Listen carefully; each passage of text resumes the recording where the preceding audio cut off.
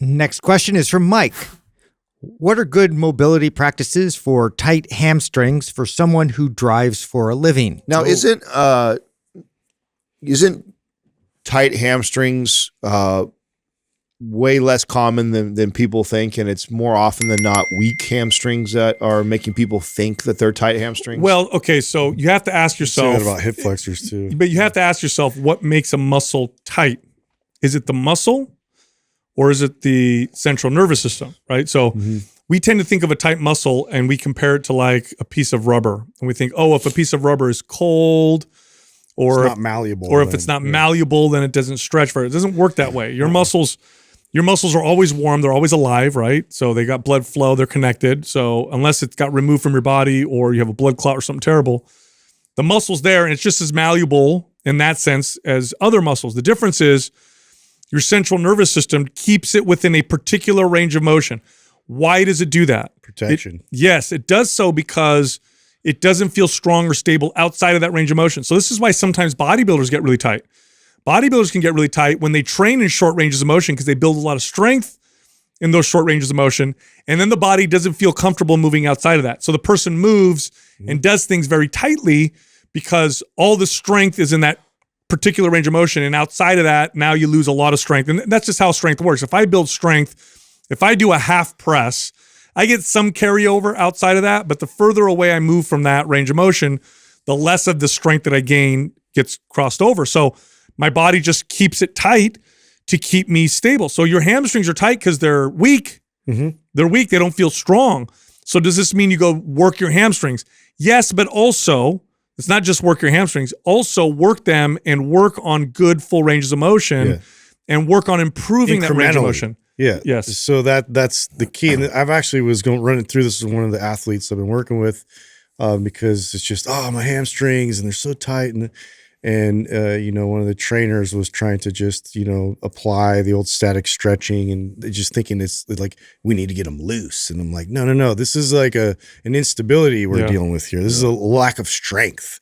And, trying to then coach them on, look, you're going to still need to strength train. You're going to need to do it with appropriate load and intensity. So you're lightening the intensity of it because each step of that, in terms of like regaining access to that range of motion, is going to require different strength that you have a deficit in. And so now to be able to, gradually, progressively overload that and get you to respond properly, it's going to take some work. So I love Romanian deadlifts for this and slowly progress the weight as you challenge range of motion. I would start with no weight. Yeah, right. Really. Yeah. You could literally just do, and that would be the mobility or the kind of priming, right? Is you just doing it just body weight to get yourself in that position. But I mean, I think you could very lightly load the bar safely. And take it to the end range of motion, so to where it feels as comfortable, and then try and challenge that range, getting in a little bit more every few weeks. So I did this. I had a client once that was a truck driver, and this was an issue. And we started with, because they were so tight that loading just felt inappropriate. So we started with body weight good mornings. And I don't know what they're called, where you have your hands behind your head. Yeah, it's like prisoner squats or prisoner. And all we did is I focused on hip hinging, right? Yeah, so waiter bows. Yeah, keeping really, really good kind of neutral spine, leading with the chest, couldn't go down very far. And as soon as his back started rounding, okay, we're not going to go any further. Don't we have waiter bows in Prime or one of our programs? We do. Yeah, we do. Prime Pro. If I'm not mistaken. And performance. And I had them do them, and each rep, I had them challenge that range of motion without breaking form.